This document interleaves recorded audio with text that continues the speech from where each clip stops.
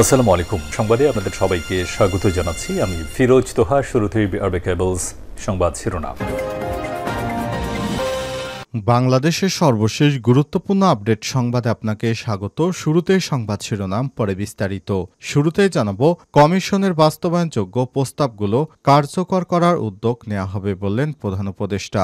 গণমাধ্যম সংস্কার কমিশনের কাছ থেকে প্রাপ্ত সংস্কার প্রস্তাবগুলোর মধ্যে যেগুলো এখনই বাস্তবায়নযোগ্য সেগুলো অবিলম্বে কার্যকর করার ক্ষেত্রে উদ্যোগ গ্রহণ করা হবে বলে জানিয়েছেন অন্তর্বর্তীকালীন সরকারের প্রধান উপদেষ্টা অধ্যাপক ডক্টর মোহাম্মদ ইউনূস। এরপর জানাবো, আওয়ামী লীগ নিষিদ্ধের প্রশ্নে ফখরুল বললেন, কোনো কমেন্ট করব না। অন্তর্বর্তীকালীন সরকারের কাছে আগামীকাল রোববার বাংলাদেশ জাতীয়তাবাদী দল বিএনপির সংস্কার প্রস্তাবনা জমা দেবে বলে জানিয়েছে দলটির মহাসচিব মির্জা ফখরুল ইসলাম। এ সময় তাকে আওয়ামী লীগের বিষয়ে প্রশ্ন করা হলে তিনি বলেন, আওয়ামী লীগ নিষিদ্ধের বিষয়ে কোনো কমেন্ট করব না। এদিকে আটক ৫ জন বাংলাদেশিকে ফেরত দিল ভারতীয় সীমান্তরক্ষী বাহিনী বিএসএফ। লালমনিরহাটের পাটগ্রাম উপজেলা দহগ্রাম সীমান্ত দিয়ে ৫ বাংলাদেশিকে ফেরত দিয়েছে ভারতীয় সীমান্তরক্ষী বাহিনী বিএসএফ। ২২ মার্চ পানবাড়ি ক্যাম্পের কমান্ডার সুবেদার আইয়ুব খান বিষয়টি নিশ্চিত করেছেন। এবারে জানাবো, চট্টগ্রামে হিজবুত তাহরীর সাইবার বিশেষজ্ঞ গ্রেপ্তার। চট্টগ্রামে সাইবার সিকিউরিটি বিশেষজ্ঞ নিষিদ্ধ ঘোষিত সংগঠন হিজবুত তাহরীর সক্রিয় সদস্য আবদুল্লাহ আল ফায়াজকে গ্রেপ্তার করেছে পুলিশ। শুক্রবার সন্ধ্যায় নগরের পাঁচলাইশ থানার ওআর নিজাম রোড থেকে তাকে গ্রেপ্তার করা হয়। সংগঠনটির কয়েকজন সদস্য মিছিলের প্রস্তুতি নেওয়ার সময় ফায়াজকে আটক করে পুলিশ। এদিকে হাতির আক্রমণে শিশুর মৃত্যু, লাশ নিয়ে সড়কে বাবা। ৬ ঘণ্টা বন্ধ থাকল যান চলাচল। চট্টগ্রামের কর্ণফুলীতে দেয়াং পাহাড় থেকে নেমে আসা বন্য হাতির আক্রমণে ৩ মাস বয়সী এক শিশুর মৃত্যুর ঘটনায় শিশু সন্তানের লাশ নিয়ে পেকুয়া আনোয়ারা বাঁশখালী পিএবি সড়কে ৬ ঘণ্টা অবরোধ করেছে স্থানীয় বিক্ষুব্ধ জনতা। আজ সকাল ৬টা থেকে দুপুর ১২টা পর্যন্ত উপজেলার কেইপিজেড গেট এলাকায় সড়ক অবরোধ করেন তারা। এবং সর্বশেষ জানাবো, গোয়েন্দা প্রধান বরখাস্তে ইসরায়েলি হাইকোর্টের নিষেধাজ্ঞা। ইসরায়েলের অভ্যন্তরীণ গোয়েন্দা সংস্থা শিন বেতেন প্রধান রোনেনবারের বরখাস্তের উপর নিষেধাজ্ঞা জারি করেছে দেশটির হাইকোর্ট। ইসরায়েলি মন্ত্রিসভায় তাকে আগামী ১০ই এপ্রিলের মধ্যে অপসারণের সিদ্ধান্তের কয়েক ঘণ্টা পরে আদেশ দিল হাইকোর্ট। বারের বরখাস্তের বিরুদ্ধে আপিল করা আবেদনের শুনানি না হওয়া পর্যন্ত এ আদেশ বহাল থাকবে। আদালত জানিয়েছে আগামী ৮ই এপ্রিলের মধ্যে আবেদনের শুনানি হবে। প্রিয় দর্শক, এতক্ষণ শুনছিলেন সংবাদ শিরোনাম, এবারে বিস্তারিত। তবে তার আগে বন্ধুরা, অনুরোধ থাকবে সংবাদটিতে একটি লাইক দিন। এই চ্যানেলে আপনি নতুন হয়ে থাকলে আমাদের সংবাদটি দেখতে দেখতে চ্যানেলটি সাবস্ক্রাইব করে রাখুন। কমেন্ট করে আপনার মূল্যবান মতামত জানিয়ে দিন আপনি বিশ্বের কোন দেশ থেকে বা বাংলাদেশের কোন স্থান থেকে আমাদের সংবাদটি দেখছেন এবং শুনছেন। এবারে বিস্তারিত। কমিশনের বাস্তবায়নযোগ্য প্রস্তাবগুলো কার্যকর করার উদ্যোগ নেওয়া হবে বললেন প্রধান উপদেষ্টা।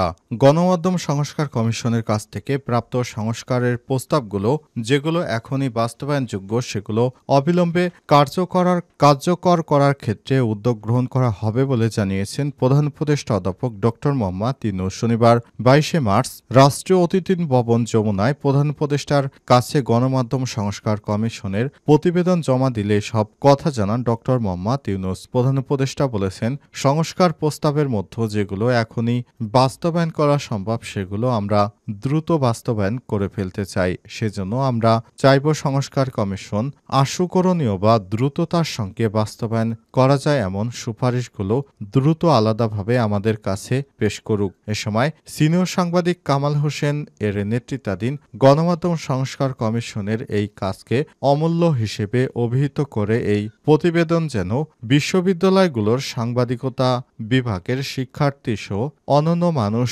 পড়তে পারে সে লক্ষ্যে কাজ করার পরামর্শ দেন ড মোহাম্মদ ইউনূস। দেশীয় টেলিভিশন চ্যানেলগুলোতে নির্দিষ্ট স্যাটেলাইট ব্যবহারে বাধ্য বলে বিদেশ থেকে বাংলাদেশ টেলিভিশনের চ্যানেলগুলো দেখা যায় না। কমিশনের পক্ষ থেকে এমন তথ্য পাওয়ার পর প্রধান উপদেষ্টা বলেছেন, বাংলাদেশের টেলিভিশন চ্যানেলগুলো যাতে বিদেশে অবস্থানরত বাংলাদেশিরা এবং আগ্রহী বিদেশিরা ব্যবসায়ীরা দেখতে পারেন সেজন্য প্রয়োজনীয় ব্যবস্থা নেবে সরকার। এর আগে প্রধান উপদেষ্টা অধ্যাপক ডক্টর মোহাম্মদ ইউনূসের কাছে প্রতিবেদন জমা দেয় গণমাধ্যম সংস্কার কমিশন। এদিন দুপুরে রাষ্ট্রীয় অতিথি ভবন যমুনায় কমিশনের প্রধান কামাল আহমেদ সহ অন্য সদস্যরা তাদের প্রতিবেদন প্রধান উপদেষ্টা অধ্যাপক ডক্টর মোহাম্মদ ইউনূসের কাছে জমা দেন। আওয়ামী লীগ নিষিদ্ধের প্রশ্নে ফখরুল বললেন, কোনো কমেন্ট করব না। অন্তর্বর্তীকালীন সরকারের কাছে আগামীকাল রোববার বাংলাদেশ জাতীয়তাবাদী দল বিএনপির সংস্কার প্রস্তাবনা জমা দেবে বলে জানিয়েছে দলটির মহাসচিব মির্জা ফখরুল। আর শনিবার গুলশানে বিএনপির চেয়ারপারসনের রাজনৈতিক কার্যালয়ে অনুষ্ঠিত সংবাদ সম্মেলনে সব তথ্য জানান তিনি।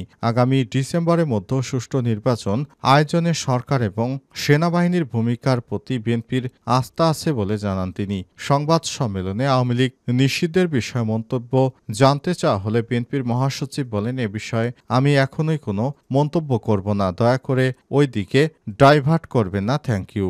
সংবাদ সম্মেলনে আর উপস্থিত ছিলেন বিএনপির স্থায়ী কমিটির সদস্য মির্জা আব্বাস, বিএনপির জাতীয় স্থায়ী কমিটির সদস্য সালাউদ্দিন আহমেদ, ইকবাল হাসান মাহমুদ টুকু, বিএনপির জাতীয় স্থায়ী কমিটির সদস্য বেগম সেলিমা রহমান। তারা সংস্কারের বিভিন্ন বিষয় নিয়ে কথা বলেছেন, কিন্তু আওয়ামী লীগ নিষিদ্ধের ব্যাপারে তারা কোনো মন্তব্য করতে রাজি হননি। আওয়ামী লীগ নিষিদ্ধের ব্যাপারে শিক্ষার্থী এবং বাংলাদেশ জামাত ইসলামের পক্ষ থেকে সুস্পষ্ট বার্তা দেওয়া হয়েছে, তবে বিএনপি এ বিষয়ে এখনও মুখ খোলেনি। তারা বলছে, আগামীতে আওয়ামী লীগ নির্বাচন করবে কি করবে না বিষয়টি ঠিক করবে দেশের জনগণ, কিন্তু সরাসরি এ বিষয়ে বিএনপির কোনো নেতাকর্মী মুখ খোলেনি।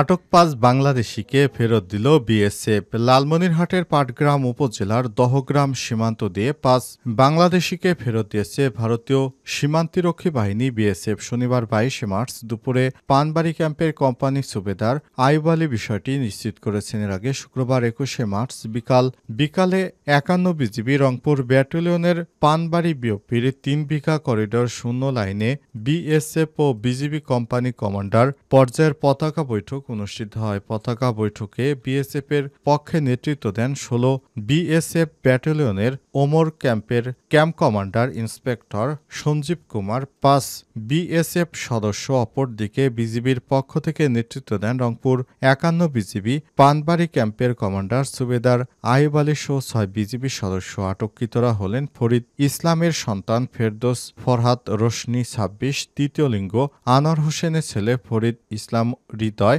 হাসান সারোয়ার নূরজাহান ২৮, তৃতীয় লিঙ্গ মোয়াজ্জেম হোসেন এর সন্তান হামিদুল ইয়াসমিন রিয়ামণি, তৃতীয় লিঙ্গ। তারা সবাই ঢাকার মিরপুর এলাকার বাসিন্দা। অপর ২ জন হলেন আহমেদ আলীর ছেলে আদম আলী ৫২ ও আদম আলীর স্ত্রী আমিনা বিবি ৪২। তারা কুড়িগ্রাম জেলা ফুলবাড়ি এলাকার বাসিন্দা। বিজিবি জানিয়েছে, শুক্রবার বিকেলে রংপুর ৫১ বিজিবি ব্যাটালিয়নের আঙ্গরপোতা বিওপি সীমান্তে ভারতের অভ্যন্তরে সিস্টিয়া নামক স্থান দিয়ে অবৈধ বাংলাদেশে অনুপ্রবেশের সময় বিএসএফ এর টহল দল ৫ বাংলাদেশিকে আটক করেছে। এর আগে ২০২২ সালে অবৈধভাবে কুমিল্লার আগরতলা সীমান্ত দিয়ে ভারতে প্রবেশ করেন তারা। রংপুর ৫১ বিজিবির পানবাড়ি ক্যাম্পের কমান্ডার সুবেদার আইয়ুব হোসেন খান বলেছেন, আলোচনার মাধ্যমে ৫ বাংলাদেশিকে ফেরত দেয় ভারতীয় সীমান্তরক্ষী বাহিনী বিএসএফ। চট্টগ্রামে হিজবুত তাহরীর সাইবার বিশেষজ্ঞ গ্রেপ্তার। চট্টগ্রামের সাইবার সিকিউরিটি বিশেষজ্ঞ নিষিদ্ধ ঘোষিত সংগঠন হিজবুত তাহরীর সক্রিয় সদস্য আব্দুল্লাহ আল ফায়াজকে গ্রেপ্তার করেছে পুলিশ। শুক্রবার সন্ধ্যায় নগরের পাঁচলাইশ থানার ওআর নিজাম রোড থেকে তাকে গ্রেপ্তার করা হয়েছে। সংগঠনটির কয়েকজন সদস্য মিছিলের প্রস্তুতি নেওয়ার সময় ফায়াজকে গ্রেপ্তার করে পুলিশ। শনিবার চট্টগ্রাম মেট্রোপলিটন ম্যাজিস্ট্রেট আদালতে তাকে গ্রেপ্তার দেখে কারাগারে পাঠানো হয়েছে। পাঁচলাইশ থানার ওসি মোহাম্মদ সুলাইমান বলেছেন, গ্রেপ্তার ফায়াজ হিজবুত তাহরীর সদস্য। গোপনে খবর পেয়ে মিছিলের প্রস্তুতি নেওয়ার সময় তাকে গ্রেপ্তার করতে সমর্থ হয়েছে পুলিশ। সে মালয়েশিয়ার কুয়ালালামপুরে ইন্টারন্যাশনাল বিশ্ববিদ্যালয়ে সাইবার সিকিউরিটি বিষয়ে পড়াশোনা করেন। এর আগে তিনি এশিয়া প্যাসিফিক ইউনিভার্সিটিতে পড়তেন। তার বিরুদ্ধে মামলা রয়েছে। গোপন সংবাদের ভিত্তিতে তাই অভিযান চালিয়ে তাকে গ্রেপ্তার করেছে পুলিশের সদস্যরা। এ বিষয়ে তার বিরুদ্ধে আইনগত ব্যবস্থা নিতে আদালতে তোলা হলে আদালতের ম্যাজিস্ট্রেট তাকে কারাগারে পাঠানোর নির্দেশ দেয়। এরপর তাকে কারাগারে পাঠিয়েছে আজ পুলিশের সদস্যরা। এ বিষয়ে বিস্তারিত জানতে আগামীকাল সংবাদ সম্মেলনে বিষয়টি বিস্তারিত জানানো হবে।